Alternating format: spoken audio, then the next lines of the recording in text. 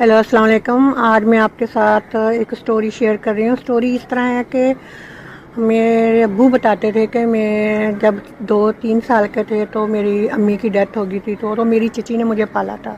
تو چچی کا ایک ہی بیٹا تھا جس کی مثلا منگنی ہوئی تھی خالہ کے گھر اور اس کی شادی ہونے والی تھی. تو وہ زیادہ پڑھا لکھا نہیں تھا, بس زمینیں تھیں تو زمینوں پہ روزانہ جاتا تھا. تو وہ ایک دن ناشتہ کر کے زمین پہ جا رہا تھا تو اس کو راستے میں ایک سانپ اور اس کی مثلا وائف سمجھے سپنی ملی.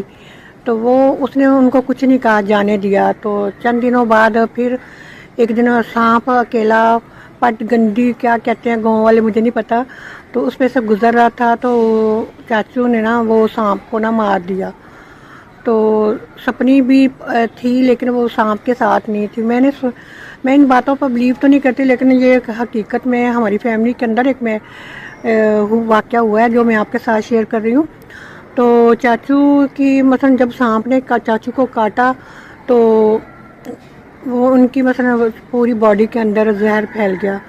تو گاؤں تھا, ظاہر ہے وہ حکیم صاحب کے پاس لے کے گئے. تو حکیم نے کہا کہ آپ ان کے ساتھ جو بھی نزدیکی شہر ہے اس کو لے جائیں. تو وہ اس وقت گجرانوالہ میں کو ہاسپٹل تھا, تو وہ گجرانوالہ لے کے گئے. تو ان کی پوری باڈی کے اندر مثلا زہر پھیل چکا تھا, تو ان کی ڈیتھ ہو گئی.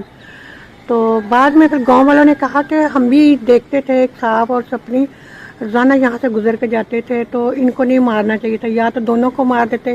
انہوں نے سانپ کو مارا ہے تو سپنی نے ان سے بدلہ لیا ہے.